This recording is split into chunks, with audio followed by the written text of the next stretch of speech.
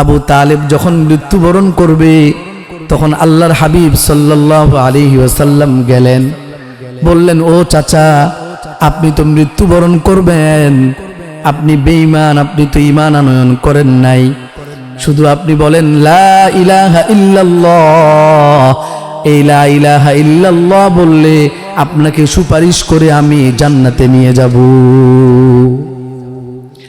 আল্লাহর হাবিব সাল্লাল্লাহু আলাইহি ওয়াসাল্লাম চাচা আবু তালিবের সামনে গিয়ে বললেন, চাচা, আপনি লা ইলাহা ইল্লাল্লাহ বলুন, মুহাম্মাদুর রাসূলুল্লাহ বলার দরকার নাই, শুধু লা ইলাহা ইল্লাল্লাহ বলবেন, আপনাকে সুপারিশ করে জান্নাতে নেওয়ার জিম্মাদারি আমি নিলাম।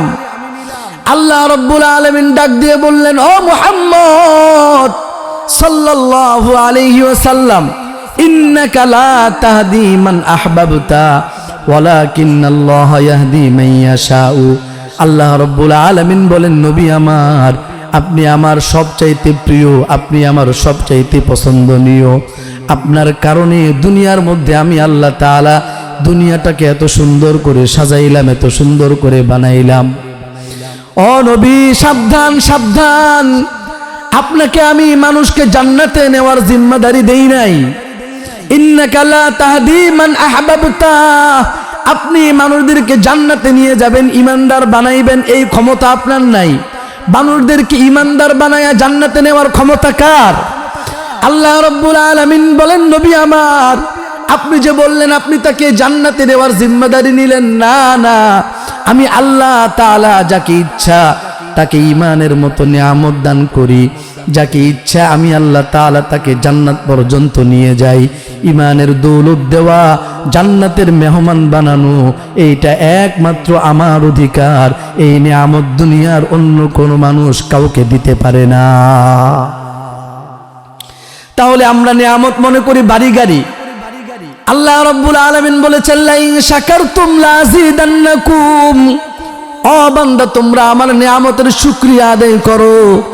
এই যে আজকে আমরা ভোর সকালবেলা কনকনে শীতের মধ্যেও থেকে আমরা দুই একজন এসে আল্লাহর কথাগুলো শুনতেছি, বলতেছি, এইটা আল্লাহর নিয়ামত। কথা বলেন, এটা কি? এটা আল্লাহর নিয়ামত। বলে, বান্দারে, তুমি শুধু দুনিয়ার নিয়ামতের কথা বুঝলা, বাড়ি গাড়ি একটা থাকলে আরেকটা হলো, তুমি মনে করেছো নিয়ামত বাড়ছে। তুমি যেমন এইটাকে নিয়ামত মনে করো, তুমি একটা সরকারি চাকরি পেয়ে গেছো, এইটাকে যেমন নিয়ামত মনে করো, তোমার মেয়ের জন্য প্রভাবশালী একটা ছেলেকে পাত্র হিসেবে খুঁজে পাইছো, এইটাকে যেমন নিয়ামত মনে করো, আমি আল্লাহর কাছে এগুলো নিয়ামত নয়, বরং এগুলো হলো দুনিয়াতে চলার একটা উপকরণ মাত্র। আমি আল্লাহর কাছে দুনিয়ার সবচাইতে বড় নিয়ামত হলো ঈমান। আর যাদেরকে আল্লাহ তাআলা ঈমানের মতো নিয়ামত দান করেছেন, দৌলত দান করেছেন, আল্লাহ তাআলা বলেন, এরাই হলো দুনিয়ার মধ্যে সবচাইতে শ্রেষ্ঠ, সবচাইতে সেরা, সবচাইতে শ্রেষ্ঠত্বের অধিকারী, এরা হলো সবচাইতে সেরা। আল্লাহ রাব্বুল আলামিন বলেন, বান্দা, তুমি যে নামাজের মধ্যে সিজদায় পড়তে পারছো, এটা একটা নিয়ামত। বলেন সুবহানাল্লাহ। তুমি যে নিয়ামত পাইছো, শুকরিয়া আদায় করো। আজকে ফজরের নামাজ পড়তে পারছো, এটা নিয়ামত। এই বান্দা, নিয়ামতের মধ্যে অন্যতম নিয়ামত হলো তুমি আমল কইরা মজা পাও। গুনাহ ছাড়ার পরে তোমার কাছে মজা লাগে। রাস্তা দিয়ে হাঁটার সময় একজন মহিলা তোমার নজরে পড়ে গেছে, আল্লাহর ভয় নিয়া ওই আজনবী অপরিচিত মহিলার কাছ থেকে নজর ফিরায় রাখছো। আমার আল্লাহ বলেন, এই যে নজর ফিরাইতে পারছো, এটা একটা নিয়ামত। তুমি যদি শুকরিয়া আদায় করো, আমি আল্লাহ সামনেও তোমাকে বারবার নজরের গুনাহ থেকে হেফাজত করব। আমার ভাই, আমার বাবা, আমার বন্ধু, শুধু নিয়ামত বাড়ি আর গাড়ি না। আবু তালহা রাদিয়াল্লাহু তাআলা আনহু একজন সাহাবী, আল্লাহর রাসূল সাল্লাল্লাহু আলাইহি ওয়াসাল্লামের সাহাবী। আবু তালহা রাদিয়াল্লাহু তাআলা আনহু সন্তান প্রচন্ড জ্বর, মায়ের কাছে রেখে চলে গেল। সন্তানকে তার মায়ের কাছে রেখে তিনি বাইরে চলে গেলেন কাজ কাম করার জন্য। এই অবস্থায় সন্তানটা মারা গেছে, বাবা বাইরে। উম্মু সুলাইম রাদিয়াল্লাহু তাআলা আনহা, আবু তালহা রাদিয়াল্লাহু আনহুর বিবি উম্মু সুলাইম রাদিয়াল্লাহু তাআলা আনহা সন্তানটাকে সুন্দর করে গোসল দেওয়ালেন। সন্তান মারা গেছে, সন্তান আর জীবিত নাই। সন্তান অসুস্থ ছিল, ঘরের মধ্যে তার বাবা নাই, মা আছে। সন্তান মারা গেছে, এইবার মা মরণ গোসল দেওয়া হলো। এই মা কিন্তু আগেও গোসল করাইছে সন্তানকে। আগের গোসল জীবিত থাকা অবস্থায় গোসল করানো আর মৃত্যুবরণ করার পরে গোসল করানো কি এক? মা নিজের সন্তানকে পেটে ধারণ করেছিলেন, সন্তানকে ভূমিষ্ঠ করেছেন, প্রসব করেছেন, সন্তানকে লালন পালন করছেন, বড় করছেন। এই সন্তান মৃত্যুবরণ করছে, মা সুন্দর করে গোসল করালো, এরপরে সুন্দর করে কাফন পরায়া একবারে ঘরের একটা রুমের মধ্যে সুন্দর করে শোয়ায় রাখছি, কাপড় দিয়া রাখছি। বাবা সন্ধ্যাবেলা বাড়িতে আসছে, এসে জিজ্ঞেস করলো আমার সন্তানের কি খবর, আমার সন্তান কি ভালো আছে, আমার সন্তান আগের থেকে অবস্থা কেমন? মা শান্ত শিষ্ট কণ্ঠে বলল, হুয়া আসকানু মিম্মা ফি মিম্মা কানা, হুয়া আসকানু মিম্মা কানা। ও আমার স্বামী, আপনার সন্তানকে আপনি যেই অবস্থায় রেখে গেছেন, আপনার সন্তানটা আগের থেকে এখন শান্ত আছে। সুবহানাল্লাহ, বলে আগের থেকে এখন সে শান্ত। মা এখনো পর্যন্ত তার সন্তান মারা গেছে এই কথা স্বামীর কাছে বলে না। ফাকাররাবাত ইলাইহিল আশা, রাতের খাবার স্বামীর সামনে পেশ করলো। স্বামী আনন্দ সহকারে খাবার খাইলেন। ওইদিকে বারবার সন্তানের কথা মনে পড়ে, সন্তান না অসুস্থ ছিল। মা বলল, পেরেশান হবার কোনো কারণ নাই, হুয়া আসকানু মিম্মা কানা, সে আগের থেকে এখন শান্ত আছে। এখন তো মারা গেছে, এখন তো শান্ত থাকবেই, আগের থেকে এখন বড্ড শান্ত আছে, আপনি পেরেশান হয়েন না। রাতের খাবার গ্রহণ করলেন, রাত্রি যাপন করলেন স্বামী স্ত্রী একসাথে, স্বামী স্ত্রী সুলভ আচরণ করলেন। ফজরের সময় যখন তিনি উঠলেন, আল্লাহর হাবিব সাল্লাল্লাহু আলাইহি ওয়াসাল্লামের পিছনে নামাজ পড়বার জন্য যখন এরাদা করলেন, বের হবেন, এই সময়ে হযরতে আবু তালহা রাদিয়াল্লাহু আনহুর বিবি উম্মু সুলাইম রাদিয়াল্লাহু তাআলা আনহা বললেন, স্বামী আমি আপনার কাছে একটা কথা জিজ্ঞেস করি, আপনি আমাকে উত্তর দিবেন। স্বামী বলে, অবশ্যই বলবো, বলো কি জিজ্ঞেস করতে চাও, কি জানতে চাও? বিবি বলল, স্বামী আমার, কেউ যদি আমানত আপনার কাছে দেয়, সেই আমানত যদি নিয়ে যায় তাহলে আপনার কোনো কষ্ট লাগবে? আবু তালহা রাদিয়াল্লাহু আনহু বললেন, কি বলো?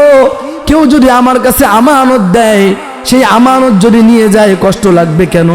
কষ্ট লাগার তো কোনো বিষয় নয়, বরং আমানতটা সুন্দর করে দিতে পারছি, এই নিয়ামতের শুকরিয়া আদায় করা দরকার। সুবহানাল্লাহ। এইবার বিবি উম্মু সুলাইম রাদিয়াল্লাহু আনহা বললেন, স্বামী আমার, আপনার সন্তান গতকালকে অসুস্থ ছিল, দিনের বেলায় আপনার সন্তান মারা গেছে, সুতরাং সন্তানটাকে আপনি দাফনের ব্যবস্থা করেন। হযরত আবু তালহা রাদিয়াল্লাহু আনহু রাসূলুল্লাহর দরবারে গেলেন, ইয়া রাসূলুল্লাহ, ইয়া হাবিবাল্লাহ, আমার সন্তানটা অসুস্থ ছিল, বিবির কাছে রেখে গেলাম, সন্তান মারা গেছে, বিবি আমার কাছে বলে নাই, সারা রাত অতিবাহিত হয়ে গেল, আমার বিবি সুন্দর করে গোসল করাইছে, তারে কাফনের কাপড় পরায়া দিছে, ফজরের নামাজটা আপনার পিছনে পড়ব, এই সময়ে জানতে পারলাম আমার সন্তানটা মারা গেছে, কাফনের কাপড় তার গায়ের মধ্যে। আল্লাহর হাবিব সাল্লাল্লাহু আলাইহি ওয়াসাল্লামকে বললেন, ইয়া রাসূলুল্লাহ, শুধু তাই নয়, রাতের খাবার আমি গ্রহণ করেছি এবং রাত্রে আমার বিবির সাথে আমি থাকছি পর্যন্ত, স্বামী স্ত্রী সুলভ আচরণ আমাদের মধ্যে হয়েছে। আল্লাহর হাবিব সাল্লাল্লাহু আলাইহি ওয়াসাল্লাম বললেন, ও আবু তালহা, আমি তোমাদের জন্য দোয়া করে দিলাম, বারাকাল্লাহু লাকুমা ফি লাইলাতিকুমা, তোমরা রাতের বেলা যে একসাথে থাকলা, আল্লাহ তাআলা তোমাদের রাতের মধ্যে বরকত দান করেন। হযরত আবু তালহা রাদিয়াল্লাহু আনহুর পরবর্তীতে আরেকটা সন্তান জন্ম নিলেন। ওই সন্তানের নাম হলো আব্দুল্লাহ। জোরে বলেন, কি নাম? আব্দুল্লাহ। ইতিহাসের কিতাবের মধ্যে লেখা, আব্দুল্লাহর ঘর থেকে যত সন্তান জন্মগ্রহণ করেছে, আল্লাহ রাব্বুল আলামিনের নিয়ামতের শুকরিয়া হিসেবে আল্লাহ তাআলা তাদেরকে, ওই প্রত্যেকটা সন্তানকে কোরআনের হাফেজ বানায় দিয়েছেন। তাহলে এখানে আবু তালহা রাদিয়াল্লাহু আনহু শুকরিয়া আদায় করছেন। আল্লাহ তাআলা নিয়ামত দিয়েছেন, আবার নিয়ামত নিয়ে গেছেন। আল্লাহ রাব্বুল আলামিন বলে, বান্দা নিয়ামত শুধু বাড়ি নয়, নিয়ামত শুধু গাড়ি নয়, নিয়ামত আমি আল্লাহ তাআলা তোমার দিনদার বানাইছি। আমি আল্লাহ তাআলা তোমাকে আমার দিনের কাজ করাইতে পারতেছি। আমি আল্লাহ তাআলা তোমার কান দিয়ে আমার কথা শুনাইতেছি, এটাও একটা নিয়ামত, তুমি উপলব্ধি করো। আমি আল্লাহ তাআলা আমার কোরআনে কারিম এই চোখ দিয়ে দেখাইতেছি, এটাও একটা নিয়ামত। নিয়ামতের শুকরিয়া আদায় করবা, আমি আল্লাহ তোমার নিয়ামত বাড়াইয়া দিব। ও ভাই, একজনের কাছে টাকাটা নিয়ামত, যার কারণে রমজানুল মোবারকে সে মনে করে রমজানটা হলো টাকা কামাই করার সিজন। এমন আছে না নাই? বলে রমজান মাস উপলক্ষে ব্যবসা বাণিজ্য ধরছে, পাঞ্জাবির ব্যবসা শুরু করলো, আতর তসবি জায়নামাজের ব্যবসা শুরু করলো রমজান মাস হিসেবে। অন্যান্য মাসগুলোতে ব্যবসা করার কোনো খেয়াল নাই। এই লোকটার কাছে টাকাটা নিয়ামত, এই জন্য পুরো রমজান লোকটা ব্যবসা বাণিজ্য করে, টাকা কামাই করে। আরেকজন লোক চিন্তা করে, না না 11 মাস আমি ব্যবসা বাণিজ্য করব, আর রমজান মাসটাকে আমি খালি করে দিব ইতিকাফের জন্য, আল্লাহ রব্বুল আলামিনের ইবাদত করার জন্য। এই বান্দাটা মনে করছে আল্লাহর ইবাদত করতে পারাটা হলো নিয়ামত। কথা বলেন ঠিক কিনা? তাহলে একজন টাকা কামাই করাটাকে নিয়ামত মনে করে, আরেকজন রমজানুল মুবারকে ইতিকাফ করাটাকে নিয়ামত মনে করে। আল্লাহ রাব্বুল আলামিন বলতেছেন, বান্দা তোমার কাছে মনে হয় নিয়ামত নাই, তোমার কাছে কি নাই সেইটা নিয়ে তুমি চিন্তিত। আরে বান্দা, তোমার কাছে কি কি আছে সেইটা নিয়ে চিন্তিত হও। আমি আল্লাহ তাআলা যেই নিয়ামত তোমারে দিলাম, কত মানুষ আছে কান দিয়া শুনতে পায় না, মুখ দিয়া বলতে পারে না, নিজের প্রয়োজনের কথাগুলো আরেকজনের কাছে বলতে পারে না। নিজে এক গ্লাস পানি পান করবে, এইটা মুখ ফুটায় বলতে পারে না। আমি আল্লাহ তোমারে মুখ দিলাম, জবান দিলাম কথা বলার জন্য। বান্দা, ও বান্দা, এই জবান দিয়া তুমি আমার কথা বলবা, তোমার বিবির কাছে আমার কথা বলবা, তোমার বিবিরে দ্বীন ঈমান শিখাইবা, তোমার সন্তানকে দ্বীন ঈমান শিখাবা, তোমার সন্তানকে গুনাহের ভয়াবহতার কথা বলবা। গুনাহ করলে মানুষের দিল মরে যায়, গুনাহ করলে বান্দা আল্লাহর থেকে দূরে সরে যায়। এই বিষয়গুলো তোমার সন্তানকে বুঝাইবা, তোমার বিবিরে বুঝাইবা। আমি আল্লাহ তোমারে হাজারো নিয়ামত দিলাম, ওই নিয়ামতগুলো গনে গনে তুমি শুকরিয়া আদায় করবা। যেই জিনিসগুলো আমি তোমারে দেই নাই ওইগুলোর দিকে চিন্তা কইরো না, আমি তোমারে কি কি নিয়ামত দিছি ওইগুলোর দিকে তাকাও। একজন বাদশাহ প্রধান উপদেষ্টারে বলল, উপদেষ্টা, আমার কর্মচারীদের মধ্যে যারা অল্প বেতনে চাকরি করে আমি দেখি তারা বড় আনন্দিত, এদের হাস্যোজ্জ্বল চেহারা, সবসময় হাসি খুশি থাকে, ব্যাপার কি? আর আমার এত টাকা পয়সা, আমি এত টাকা পয়সার মালিক, এরপরেও তো আমার কোনো খুশি নাই, আমার কোনো আনন্দ নাই, ব্যাপারটা কি? বাদশাহ প্রধান উপদেষ্টার কাছে জানতে চাইল, উপদেষ্টা, আমার নিম্ন শ্রেণীর চাকর বাকর যারা আছে, অল্প বেতনে যারা চাকরি করে, এরা বড় খুশি, আর আমার এত টাকা পয়সা, আমার মধ্যে অত খুশি নাই, ব্যাপারটা কি? এইবার বাদশাহ জানতে চাওয়ার পরে প্রধান উপদেষ্টা বলল, বাদশাহ, আপনার অল্প বেতনে চাকরি করা ওই চাকরগুলো কিসের জন্য বেশি খুশি, কিসের জন্য আনন্দিত, এইটা যদি আপনার জানতে হয় তাহলে 99-এর পরীক্ষাটা প্রয়োগ করেন।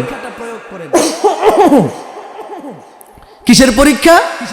99-এর পরীক্ষাটা আপনি বাস্তবায়ন কইরা দেখেন, আপনার এই চাকর বাকরগুলো অল্প বেতনে চাকরি যারা করে এরা এত খুশি কেন?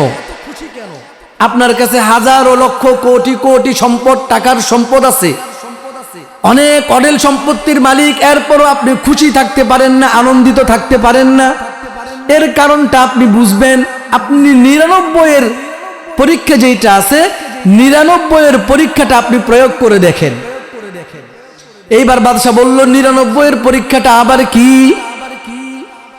প্রধান উপদেষ্টা বলল, বাদশা, একটা থলের মধ্যে 99টা স্বর্ণ মুদ্রা ভরবেন, থলের উপরে লিখবেন 100টা স্বর্ণ মুদ্রা আছে।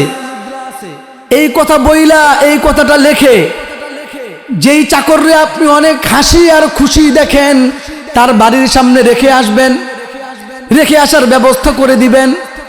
এবার বাদশাহ একটা থলের মধ্যে 99টা স্বর্ণ মুদ্রা রাখলো, থলের উপরে রেখে দিল 100টা স্বর্ণ মুদ্রা আছে এই থলের মধ্যে। এই ব্যাগটা থলেটা রেখে আসছে একজন চাকরের ঘরের সামনে। চাকর সারা রাত ওই থলে যখন হাতে পাইছে, একবার গনে 1 2 3 99 পর্যন্ত যায়। 99টা স্বর্ণ মুদ্রা আছে এটার মধ্যে, কিন্তু থলের উপরে লেখা আছে 100। ব্যাগের উপরে কত লেখা? 100টা লেখা। ব্যাগের মধ্যে স্বর্ণ মুদ্রা আছে মাত্র 99টা। সে বারবার গুনলো, গোনার পরে দেখে আয় হায়, মাত্র 99টা, 100টা না লেখা, তাহলে একটা গেল কোথায়? ওই একটার জন্য সারা রাত ঘুরতেছে, একবার এইদিকে যায় আর একবার ওই দিকে যায়। স্ত্রীরা বলে দেখো তো রাস্তায় কোনো পড়ে গেল কিনা, আমরা গুনতে গুনতে অন্যদিকে ছিটকে পড়ছে কিনা। সন্তানকে বলল তুমিও খুঁজো, বিবিরে বলতেছে তুমিও খুঁজো, একটা কিসের জন্য নাই ওইটার জন্য পাগল। এবার সকালবেলা যখন ওই চাকর রাজ দরবারে আসছে, রাজ দরবারে আসার পরে দেখে ওই চাকরের মুখটা মলিন হয়ে আছে, চেহারা মলিন। গতকালকের মতো এখন আর হাসি উজ্জ্বল নাই, গতকালকের মতো এখন হাসি আর আনন্দ তার চেহারার মধ্যে ফুটে ওঠে না। এবার বাদশাহ প্রধান উপদেষ্টার চেহারার দিকে তাকায়া মুচকি মুচকি হাসে আর বলে, প্রধান উপদেষ্টা, এই লোকটার ঘরের মধ্যে আমি 99টা স্বর্ণ মুদ্রা রেখে আসলাম, থলের উপরে লেখায়া দিছি 100টা। ওই মনে হয় আরেকটা খোঁজার জন্য সারা রাত পার করে দিছে। জিজ্ঞেস করলো কি ব্যাপার তোমাকে, গতকালকে অনেক হাসি খুশি দেখলাম, আজকে তো হাসো না, ব্যাপারটা কি? এইবার চাকর বলল, বাদশাহ কে জানি রাতের বেলা আমার ঘরের সামনে একটা থলে রেখে আসছে, একটা ব্যাগ রেখে আসছে। ওই ব্যাগের উপরে লেখা ছিল 100টা দিরহাম, 100টা স্বর্ণ মুদ্রা।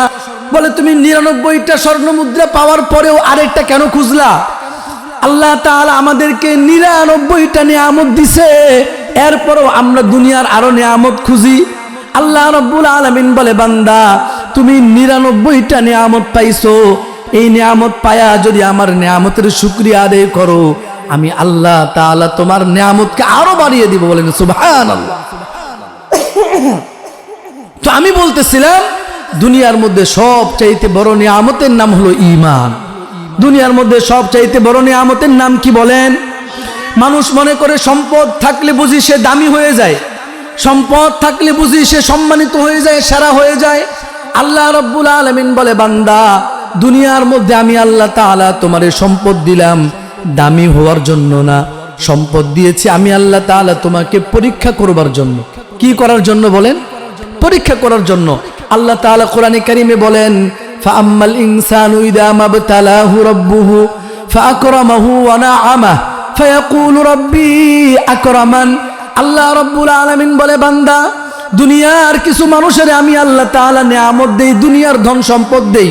ফাআকরামাহু আমি আল্লাহ তারে সম্মান দেই, ওয়া নাআমাহু আমি আল্লাহ তাকে সুখী করি, টাকা পয়সা দিয়া তাকে সে সুখী হয়। ফায়াকুলু রাব্বি আকরামান। এরপরে বান্দা বলা শুরু করে, আল্লাহ আমারে সম্মানিত করছে। ওয়া আম্মা ইযা মাবতালাহু ফাকাদারা আলাইহি রিজকা। আবার এমন কিছু বান্দা আছে যাদেরকে আল্লাহ তাআলা রিজিকের সংকীর্ণতা দেন, রিজিকের মধ্যে সংকীর্ণতা চলে আসছে, রিজিক অত বেশি নাই, দুনিয়া অত বেশি নাই, টাকা পয়সা নাই। ফায়াকুলু রাব্বি আহানান।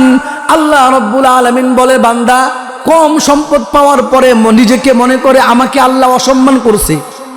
তাহলে বান্দা সম্পদকে নিজের সম্মান মনে করলো, সম্পদ না থাকারে নিজের অসম্মান মনে করছে। আল্লাহ রাব্বুল আলামিন বলে, বান্দা দুনিয়ার সমাজের কাছে সম্পদটা সম্মান অসম্মানের বিষয় হইতে পারে, কিন্তু আমি আল্লাহ তাআলার কাছে সেরা দামি হওয়ার মাধ্যম সম্পদ নয়, আমি আল্লাহ তাআলার কাছে সেরা আর দামি হওয়ার মাধ্যম হলো তাকওয়া। জোরে বলেন কি? তাকওয়া। তাকওয়া তাকওয়া মানে হলো গুনাহ থেকে বাঁচা। হযরত উবাই ইবনে কাব রাদিয়াল্লাহু তাআলা আনহু, আল্লাহর হাবিব সাল্লাল্লাহু আলাইহি ওয়াসাল্লামের একজন সাহাবী। হযরত উবাই ইবনে কাব রাদিয়াল্লাহু আনহুর কাছে হযরত ওমর রাদিয়াল্লাহু আনহু জিজ্ঞেস করলেন, উবাই, আল্লাহ রাব্বুল আলামিন তোমাকে বড় পছন্দ করেন, তুমি তো সাইয়্যিদুল কুররা, যত কারি আছে, যত মানুষ কোরআন পারে, কোরআনের বুঝ রাখে, তার মধ্যে তুমি হলে সরদার, তুমি হলে নেতা। আল্লাহ রাব্বুল আলামিন তোমাকে কোরআনের বুঝ দিবেন, ও উবাই, তোমার কাছে জানতে চাই, আল্লাহ রাব্বুল আলামিন কোরআনের পাতায় পাতায় সূরায় সূরায় তাকওয়ার কথা বলেছেন। আল্লাহ তাআলা বলছেন তাকওয়া, তাকওয়ার মানাটা কি আমাকে একটু বুঝাও, তাকওয়া কারে বলে?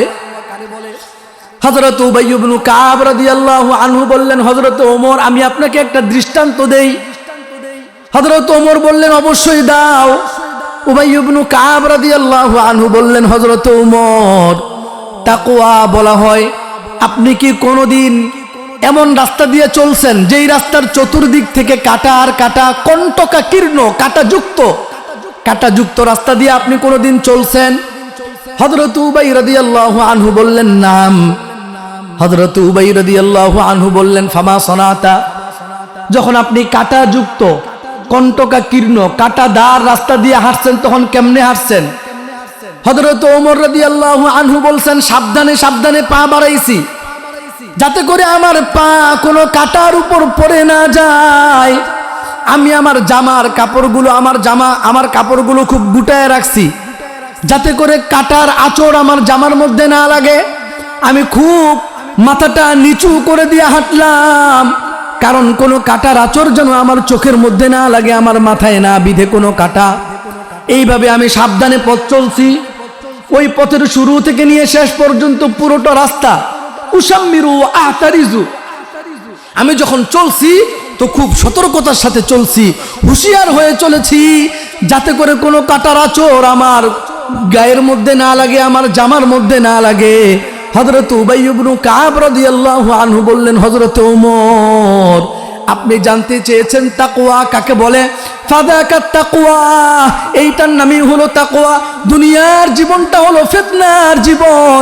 একদিকে আপনি হাঁটবেন নারীর ফিতনা, আরেক দিকে আপনি হাঁটবেন সুদের ফিতনা, আরেক দিকে আপনি হাঁটবেন ঘুষের ফিতনা, আরেক দিকে আপনি হাঁটবেন আপনাকে সরকারি এমন একটা চাকরির অফার করা হলো যেই চাকরির শুরু শেষ প্রত্যেকটাই হারাম।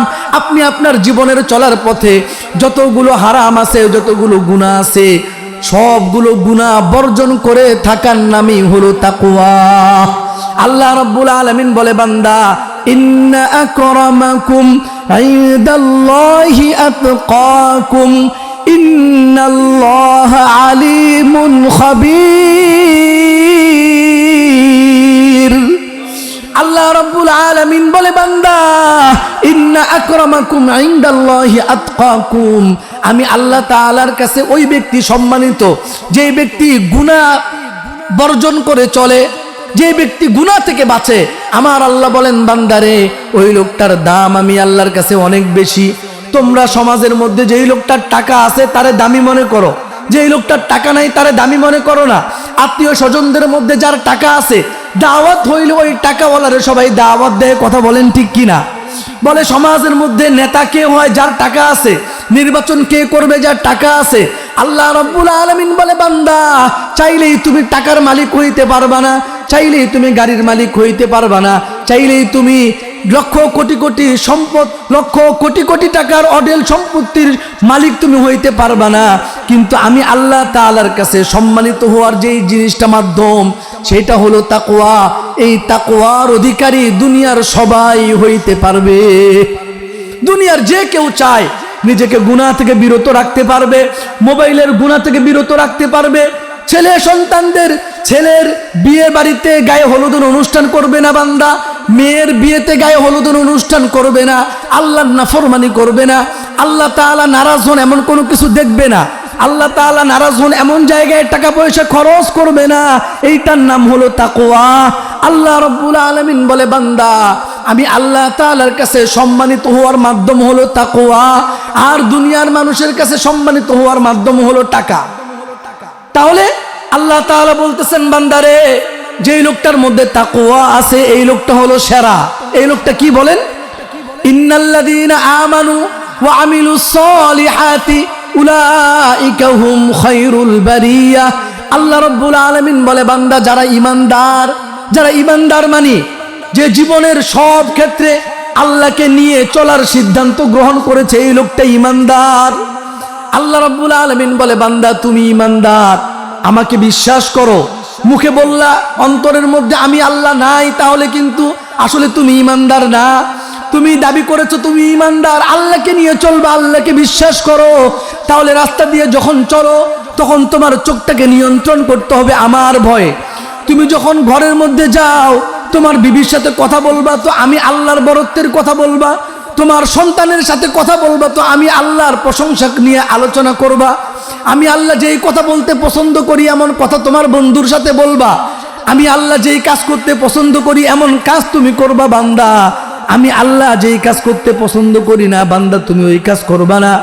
আমি আল্লাহ যেখানে টাকা খরচ করতে পছন্দ করি না বান্দা ওখানে তুমি টাকা খরচ করতে পারবা না। আমি আল্লাহ গায়ে হলুদের অনুষ্ঠানে টাকা খরচ করতে পছন্দ করি না, তুমি করবা না। আমি আল্লাহ তাআলা সুদ ঘুষের চাকরি পছন্দ করি না, বান্দা করবা না। আমি আল্লাহ এমন পোশাক পছন্দ করি না, যেই পোশাক আমি আল্লাহ পছন্দ করি না এই পোশাক তুমি কিনবা না। এমন প্রত্যেকটা জায়গায় কাজকর্ম করার আগে আমি আল্লাহর সন্তুষ্টি সামনে নিয়ে তুমি কাজ করবা। এইটার নাম হলো ইমান। এটার নাম কি বলেন? ইমান। আমি মুখে দাবি করলাম আল্লাহ আমি আপনারে মোহাব্বত করি, আপনারে ভালোবাসি, আপনাকে আমি বিশ্বাস করি, কিন্তু কাজকর্ম যেগুলো করি সেগুলো আল্লাহ পছন্দ করে না। বলে এটা কেমন এমন হয়ে গেছে। আমি বিবির বললাম বিবি আমি তোমারে বড় মোহাব্বত করি, আমি তোমারে মায়া করি, কিন্তু বিবি যখন বলে আমার জন্য তাহলে মজা নিয়ে আসবা, আমি নিয়ে যাই না। বিবি যখন বলে আমার জন্য তুমি তেল আনবা, আমি নেই না। বিবির খাবার দাবারের ব্যবস্থা করি না, আমি খাবার দাবারের ব্যবস্থা করি আরেক মহিলার জন্য, পরকীয়া মহিলার জন্য, আরেকজনের সাথে পরকীয়ার সম্পর্ক আছে। নিজের বিবির বলে আমি তোমারে মোহাব্বত করি, আমি তোমাকে ভালোবাসি, কিন্তু বিবির চাহিদাগুলো পূরণ করে না, চাহিদা পূরণ করে পরকীয়া মহিলার। আল্লাহ রাব্বুল আলামিন বলতেছে বান্দা তুমি বলছো আমাকে তুমি মোহাব্বত করো, আমাকে তুমি ভালোবাসো, আমাকে তুমি বিশ্বাস করো, কিন্তু আমি আল্লাহ যেটা পছন্দ করি তুমি সেইটা করো না। তুমি মোবাইলের মধ্যে গুনাহ করো, সারা রাত তোমার মোবাইলের মধ্যে কেটে যায়, বান্দা নামাজের সময় হইলে তুমি নামাজ পড়ো না। আমি আল্লাহ তাআলা হারাম উপার্জনকে অপছন্দ করি, তুমি হারাম উপার্জন ছাড়তে পারলে না। আমি আল্লাহ দান করাটারে পছন্দ করি, তুমি বান্দা দান করতে পারো না। এই বান্দা আমি আল্লাহ পছন্দ করি তোমার সন্তান কোরআনে কারীম পড়বে। এই যে সন্তানগুলো আমাদের মাদ্রাসায় আছে এই সন্তানগুলো সকালবেলা ফজরের নামাজ জামাতের সাথে পড়ছে, কথা বলেন ঠিক কিনা? আপনি দেখেন তো এই মানের যেই বাচ্চারা আছে, এই বয়সের যেই বাচ্চারা বাড়িতে আছে, আপনি খবর নিয়ে দেখেন এরা কি ফজরের নামাজ জামাতে পড়ছে? জামাত তো দূর কি বাত হয়, ফজরের নামাজেই তো পড়ে না।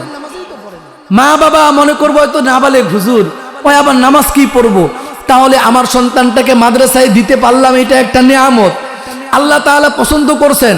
আমি যদি এই নিয়ামতের শুকরিয়া আদায় করি আল্লাহ তাআলা আমাকে আরো নিয়ামত বাড়ায় দিবেন, আমার সন্তান আমল করবে। এখন মা বাবার চিন্তা হইলো আমি আমার সন্তানটারে ইন্টারন্যাশনাল হাফেজ বানাবো। কি বানাবে বলেন? ইন্টারন্যাশনাল হাফেজ, আন্তর্জাতিক মানের হাফেজ বানাইবো। এইবার সন্তান হাফেজ হয়, আমল করে না, দৌড়ে আসে ইমাম সাহেবের কাছে, ইমাম সাহেব হুজুর আমার সন্তানটারে হাফেজ বানাইলাম, সন্তানটা হাফেজ হয়েছে কিন্তু নামাজ পড়ে না। আরে ভাই আপনি যখন হাফেজ বানাইছেন আপনার নিয়তেই তো নামাজ পড়া ছিল না, আপনার নিয়তে ছিল ইন্টারন্যাশনাল হাফেজ বানানো, আন্তর্জাতিক মানের হাফেজ বানানো।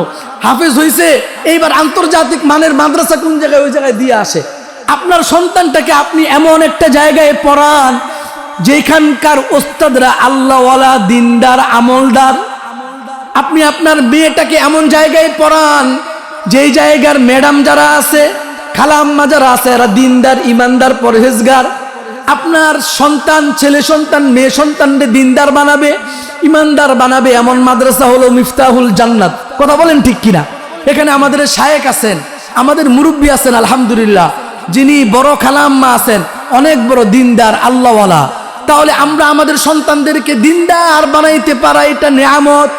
আল্লাহ রাব্বুল আলামিন বলতেছেন বান্দা তুমি নিয়ামত কোনটা বুঝছো? তুমি কি বুঝছো যে নিয়ামত মানে টাকা পয়সা, নিয়ামত মানে হলো বাড়ি গাড়ি, নিয়ামত হলো চাকরি বাকরি? না বান্দা, এগুলো আসল নিয়ামত নয়। এই নিয়ামত গুলো পাওয়ার জন্য শুকরিয়া আদায় করার দরকার নাই। যেই লোকটা কাফের তাকেও আমি এই নিয়ামত দান করি। বরং আসল নিয়ামত হলো যেই নিয়ামত তোমাকে আল্লাহর কাছাকাছি দিয়ে যাবে, যেই নিয়ামত তোমাকে জান্নাতের কাছাকাছি নিয়ে যাবে, যেই কাজ তোমাকে আল্লাহর কাছাকাছি নিবে, যেই কথা তোমাকে জান্নাতের নিকটবর্তী করে দিবে, আমি আল্লাহর কাছে নিয়ামত বলতে ওইটাই হলো আসল নিয়ামত। আমি আল্লাহ তাআলা তোমাকে অল্প কিছুক্ষণের জন্য এখানে বসার তৌফিক দিয়েছি, তুমি আমার দেওয়া কান দিয়ে আমার কথাগুলো শুনতেছো, এটা নিয়ামত মনে করো, নিয়ামত। এই আল্লাহর কথা শোনার সবার তৌফিক হয় না। আল্লাহ তাআলার পছন্দ দেখার মতো কারো সবার তৌফিক হয় না।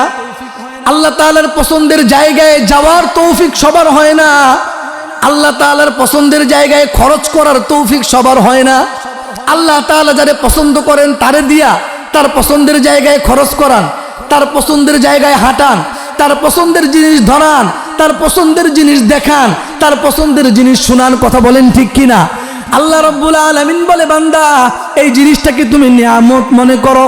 লাইন শাকারতুম লাযিদান্নাকুম। বান্দা তুমি সেজদা দিছো, একটা সেজদা দেওয়ার পরে তোমার কাছে ভালো লাগছে, আল্লাহর নিয়ামতের শুকরিয়া আদায় করো। আল্লাহ আমার মাথাটা আপনার জন্য ঠেকছে, আলহামদুলিল্লাহ। আপনি খুশি হয়ে গেলেন, আল্লাহ পাক আপনাকে দান করার তৌফিক দিছে, আপনি আল্লাহর কাছে শুকরিয়া আদায় করেন, হে আল্লাহ আমার টাকাটা ভালো কাজে গেল। টাকা তো খরচ হবেই, যেই টাকা আমি ইনকাম করছি এই টাকা হয়তো অনুষ্ঠানে খরচ হবে, অথবা আমার পোশাক পরিচ্ছদ কেনার ক্ষেত্রে খরচ হবে, অথবা খাওয়ার দাওয়ারে খরচ হবে। আল্লাহ রাব্বুল আলামিন বলতেছেন, বান্দা তোমাকে আমি টাকা পয়সার নিয়ামত দিলাম, এইটা যদি ভালো কাজে ব্যবহার হয় তাহলে এটা নিয়ামত শুকরিয়া আদায় করো। আমি আল্লাহ সামনেও তোমাকে ভালো কাজে ব্যবহার করার তৌফিক দান করব। সুবহানাল্লাহ। আমি আল্লাহ তাআলা তোমাকে কোরআন তিলাওয়াত করার তৌফিক দিলাম, এটা নিয়ামত। তুমি যদি শুকরিয়া আদায় করো সামনে আরো তুমি তিলাওয়াত করতে পারবা। এই বান্দা তুমি আমারে নিয়ে ফিকির করতেছো, এই যে ফিকির করতে পারতেছো এটা নিয়ামত। আমারে নিয়ে ফিকির করো, আমি আল্লাহ তাআলা সামনে আরো তোমারে আমাকে নিয়ে ফিকির করার তৌফিক দান করব। এই জন্য বান্দা যখন রাস্তা দিয়ে চলে তখন আল্লাহর কথা ভাবে, হায়রে আমার এই পা দিয়ে আমি চললাম। কত মানুষ পা দিয়ে চলতে পারে না, পা দিয়ে চলতে না পারার কারণে ঘরের মধ্যে শোয়া, ঘরের সাথে অ্যাটাচ বাথরুম, বাথরুমে যাইতে পারে না, এমন আছে না নাই বলেন? প্যারালাইজড হয়ে বসে আছে, ঘরের মধ্যে শোয়া। আল্লাহু আকবার। পেশাব পায়খানা করার জন্য সন্তানকে ডাকতে হয়, সন্তান এদিকে আসো। বলে বাবা কি হয়েছে? বাবারে আমার পায়খানা ধরছে, আমি একটু পায়খানা করব। সন্তানের সাহায্য সহযোগিতা ছাড়া পায়খানায় যাইতে পারে না, টয়লেটে যাইতে পারে না। আল্লাহ পাক আমার পা দিলেন। আল্লাহ রাব্বুল আলামিন বলতেছেন, বান্দা আমি আল্লাহ তোমারে পা দিলাম, এই পা দিয়া তুমি আমার নিয়ামতের জায়গায় যাবা। আমি আল্লাহ তোমারে কান দিলাম। দুনিয়ার মধ্যে কত মানুষ আছে রে গোলাম, এই কান দিয়া শুনতে পায় না, বারবার তারে বলার পরেও সে শুনে না। কত মানুষ আছে এই মুখ দিয়ে কথা বলতে পারে না, নিজের পিঠটা একটু চুলকাইতেছে এটাও কাউরে বলতে পারে না, নিজের পিঠের মধ্যে পিছন দিক থেকে একটা পিঁপড়া কামড় দিছে, মশা কামড় দিছে, কাউরে বলতে পারে না। আমার আল্লাহ বলেন, বান্দা তোমারে জবান দিলাম, তুমি যে কথা বলতেছো কোনোদিন কল্পনা করছো আল্লাহ কত মানুষ কথা বলতে পারে না, আপনি আমারে কথা বলার তৌফিক দিলেন। আমি আমার বিবির সাথে কথা বললাম, আমি আমার সন্তানের সাথে কথা বললাম, বন্ধু বান্ধবদের সাথে কথা বললাম, আমি আমার কর্মচারীদের সাথে কথা বলি, আমি আমার মালিক পক্ষের সাথে কথা বলি। আল্লাহ রাব্বুল আলামিন বলে, বান্দারে আমি আল্লাহ তাআলা তোমারে কথা বলার তৌফিক দিছে, এটা নিয়ামত মনে করো। এই মুখটাকে তুমি সঠিক কাজে ব্যয় করবা, এই মুখ দিয়ে তুমি এমন কথা বলবা যেই কথা বলার দ্বারাই তোমার সন্তানও দিনদার হইতে পারে। তুমি নিজে নামাজ পড়তেছো, তুমি আল্লাহওয়ালা, তুমি ইবাদত বন্দেগী করো, কিন্তু তোমার সন্তানরা নামাজ পড়ে না, তোমার সন্তানরা ঈমান কি চিনে না, তোমার বিবি তাওহীদ কাকে বলে চিনে না, তোমার বিবি ইখলাস কারে বলে বুঝে না।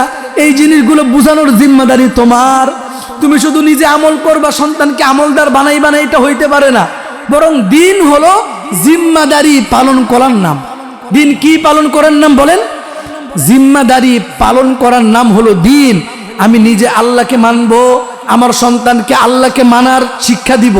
আমি নিজে যেমন নামাজ পড়বো, আমার সন্তান নামাজ না পড়লে আমার ভালো লাগবে না।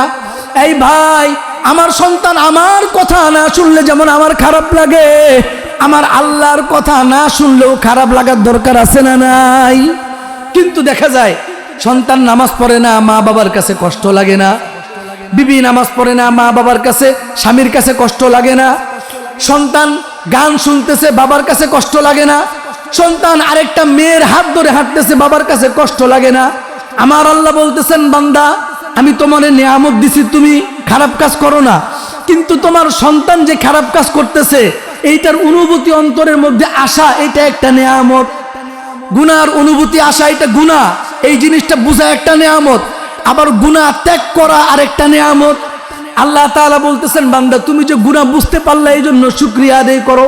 কত মানুষ আছে এমন কথা বলে, এমন হাজারো কাজ করে যে এই কথাটা গুনাহ, ওই বুঝে না এইটাকে, এই কথা বলা যে গুনাহ এটা সে বুঝে না, আবার না বুঝলে সে ত্যাগ করবে কেমনে?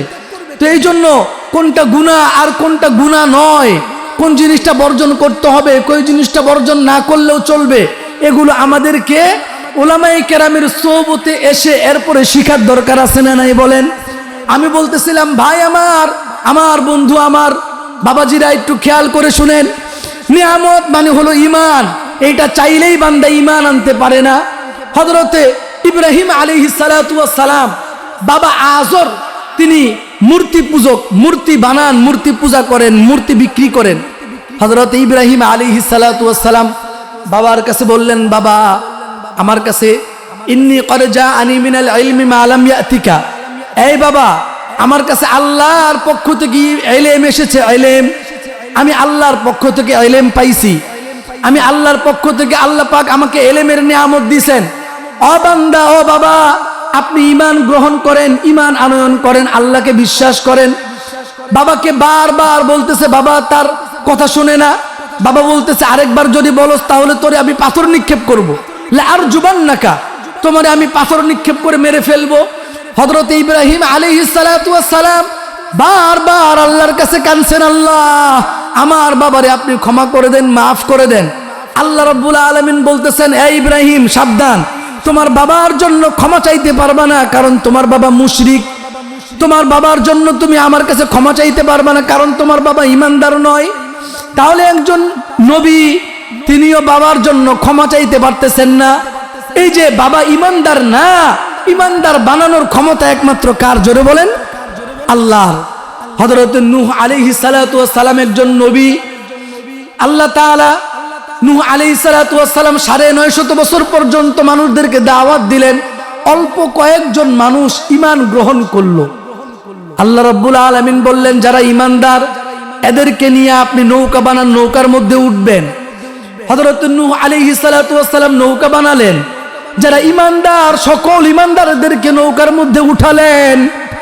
এরপরে আল্লাহ তাআলা বললেন, ও নবী নূহ, আমার নবী, আমার প্রিয় ব্যক্তি, আপনি আপনার ঈমানদারদেরকে নিয়ে নৌকায় উঠে যান। বলে আল্লাহ উঠে গেলাম। এরপরে হযরত নূহ আলাইহিস সালাতু ওয়াস সালাম দেখলেন তার সন্তান পানির মধ্যে ডুবে যাইতেছে। সন্তানকে ডাক দিলেন, সন্তান তুমি এদিকে আসো। আল্লাহ রাব্বুল আলামিন বললেন, না না সাবধান, তারে আপনি তুলতে পারবেন না। বলে আল্লাহ আমার সন্তান, বলে সন্তান হোক। বলে আল্লাহ হয়তো ঈমান আনয়ন করলো না, হয়তো ডুবে মারা যাবে, বলে মারা যাক। আল্লাহ রাব্বুল আলামিনের কাছে বলতেছে, আল্লাহ হয়তো আমার সন্তান কলিজার টুকরা, আমি তারে জন্ম দিছে, লালন পালন করছি, হয় মারা যাইবো। আল্লাহ রাব্বুল আলামিন বলতেছেন, শুনেন, আপনি চাইলেই কাউকে ঈমানদার বানাইতে পারেন। তাহলে ঈমানদার বানানোর জিম্মাদারি, ঈমানদার একজন ব্যক্তি হবে কি হবে না, একজন ব্যক্তি জান্নাতে যাবে কি যাবে না, একজন ব্যক্তিকে জান্নাতের মালিক বানানোর জিম্মাদারি একমাত্র কার? আল্লাহ। আল্লাহ রাব্বুল আলামিন বলতেছে, বান্দা আমি আল্লাহ তাআলা তোমারে না চাইতেই ঈমানদার বানাইছি, আমি না চাইতেই তোমারে মুসলমানের ঘরে জন্ম দিলাম। এই বান্দা তুমি ঈমানটারে ঠিক রাখো, বান্দা তুমি আমাকে নিয়ে চলার সিদ্ধান্ত নাও। আল্লাহ আপনি যেই কাজটা করতে পছন্দ করেন সেইটা করব, আল্লাহ যেটা আপনি অপছন্দ করেন আমি করব না। ওই যে বলতেছিলাম, বাড়ির মালিকের অনুমতি ছাড়া বাড়ি ব্যবহার করা যায় না, গাড়ির মালিকের অনুমতি ছাড়া গাড়ি ব্যবহার করা যায় না, মোবাইলের মালিকের অনুমতি ছাড়া মোবাইল ব্যবহার করা যায় না। আমার আল্লাহ বলেন, বান্দা এই হাতের মালিক কে? জোরে বলেন কে? আল্লাহ। এই কানের মালিক কে? একটু আওয়াজ দিয়ে বলেন আল্লাহ। এই পায়ের মালিক আল্লাহ, এই জবানের মালিক আল্লাহ, দিল ও দিমাগের মালিক আল্লাহ। আল্লাহ রাব্বুল আলামিন বলে, বান্দা আমি আল্লাহ যদি হাতের মালিক হই তাহলে আমার অনুমতি ছাড়া হাত ব্যবহার করতে পারবা না, মোবাইল দিয়ে এমন কোনো গুনাহ করতে পারবা না যেটা আমি আল্লাহ তাআলা নারাজ হয়ে যাই, মোবাইল দিয়ে গুনাহ করতে পারবা না। এই কানের মালিক যদি আমি হই, এই কান দিয়া বান্দা তুমি হারাম কোনো কিছু শুনতে পারবা। আমি আল্লাহ তাআলা যদি চোখের মালিক হই, আমি আল্লাহর দেওয়া চোখ দিয়ে তুমি হারাম কিছু দেখতে পারবা না, মোবাইলের মধ্যে হারাম কিছু দেখবা না, এরপরে রাস্তা দিয়ে হারাম কোনো মহিলাকেও দেখতে পারবা না, কারণ এই চোখের মালিক আমি আল্লাহ। আমার অনুমতি ছাড়া বান্দা তুমি কিচ্ছু করতে পারবে না। আর এই সব কিছুর মালিক আমি, আমাকে তুমি মালিক মনে করতেছো, এরপরেও নিজের মন মতো হাত ব্যবহার করো, মানে হইল তুমি মুখে দাবি করতেছো আমি আল্লাহ মালিক, আসলে তোমার অন্তরের মধ্যে আমি মালিক যেটা নাই। যদি তুমি অন্তর দিয়েও আমাকে মালিক মনে করতা, তাহলে তো বান্দা কোনোদিন এই হাত দিয়ে গুনাহ করতে পারতা না। এই বান্দা চোখের মালিক তুমি আমারে মনে করো, শুধু মনে করলেই চলবে না, বরং আমাকে মনে করার সাথে সাথে বান্দা তুমি চোখ দিয়া গুনাহ বর্জন করবা।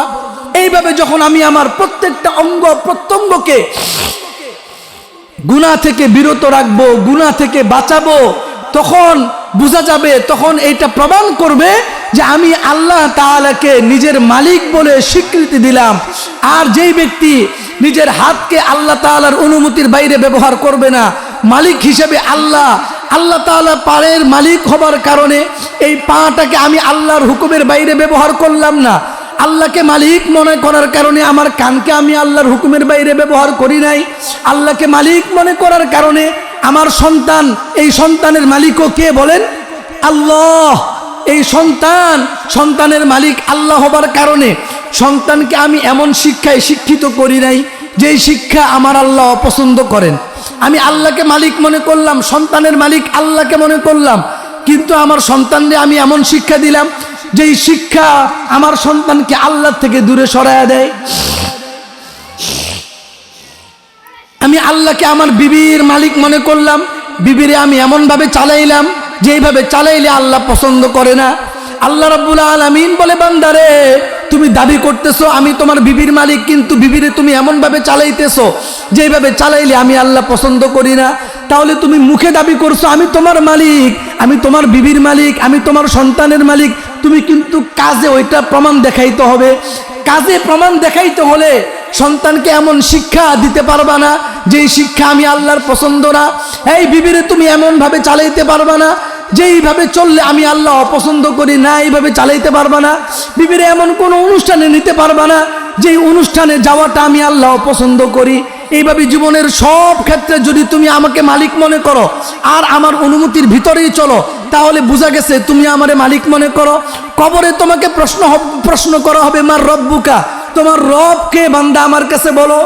যদি তুমি আমাকে মালিক মনে করে নিজের জীবন বাস্তবায়ন করতে পারো, পরিচালিত করতে পারো, তাহলে কবরের ময়দানে, কবরের পেটে যে তোমাকে জিজ্ঞেস করা হবে মার রব্বুকা, তোমার রবকে, তখন আমি আল্লাহ তোমার মুখ থেকে বের করে দিব রব্বি আল্লাহ, আমার রব হচ্ছেন আল্লাহ।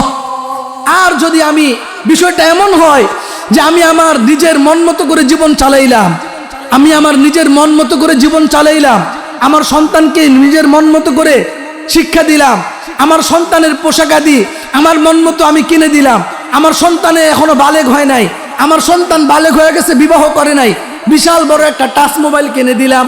ওই টাচ মোবাইলের মধ্যে রাতের বেলা কি করে আমার খবর নাই, দিনের বেলা কি করে আমার খবর নাই। আমার সন্তান গেমস খেলে, আমার সন্তান উলঙ্গ নারীদেরকে দেখে মোবাইলের ভিতরে, আমার খবর নাই। আল্লাহ রাব্বুল আলামিন বলে, বান্দা আমি আল্লাহ তাআলা তোমাকে নিয়ামত হিসেবে টাকা দিছিলাম, ওই নিয়ামতের টাকাটা তুমি তোমার সন্তানকে টাচ মোবাইল কিনে দিছো, ওই টাচ মোবাইলে গুনাহ করছে। আমি আল্লাহ তাআলা তোমাকে সামর্থ্য দিছিলাম, তোমার বিবিরে তুমি এমন একটা অনুষ্ঠানে নিছো যে অনুষ্ঠানে যাওয়াটা আমি আল্লাহ পছন্দ করি নাই। তাহলে আমারে তুমি মালিক মনে করো, এই যে তুমি আমাকে মালিক মনে করতে পারতেছো, এটা একটা নিয়ামত। এটা একটা কি বলেন?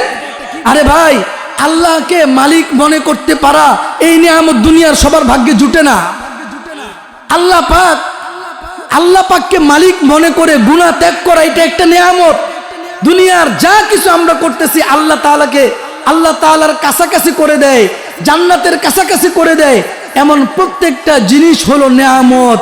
আল্লাহ পাক বলতেছেন, বান্দা তুমি যদি এটাকে নিয়ামত মনে করো তাহলে তোমার নিয়ামতকে আমি আল্লাহ তাআলা আরো বাড়ায় দিব। বলেন সুবহানাল্লাহ। তাহলে আমি তিলাওয়াত করতে পারলাম, এটা একটা নিয়ামত। আমি যদি তিলাওয়াতটাকে নিয়ামত মনে করি, আল্লাহ পাক বলতেছেন এইবার তুমি আরেকজনকে তিলাওয়াত শিখাইবা। আমি যদি নামাজটাকে নিয়ামত মনে করি, এই বান্দা তোমার কাছে যদি নামাজ নিয়ামত মনে হয় তাহলে তোমার সন্তানকেও তুমি এই নিয়ামতের অংশীদার বানাইবা, সন্তানকে নামাজি বানাইবা। আমি আল্লাহ তাআলার কাছে যদি এই পর্দা করাটা তোমার কাছে নিয়ামত মনে হয়, শুকরিয়া আদায় করবা, তুমি আরো দুই একজনকে পর্দা নসীন বানাইবা। তাহলে আল্লাহ তাআলার নিকটবর্তী করে দেয়, কাছাকাছি করে দেয় এমন প্রত্যেকটা জিনিস হলো নিয়ামত।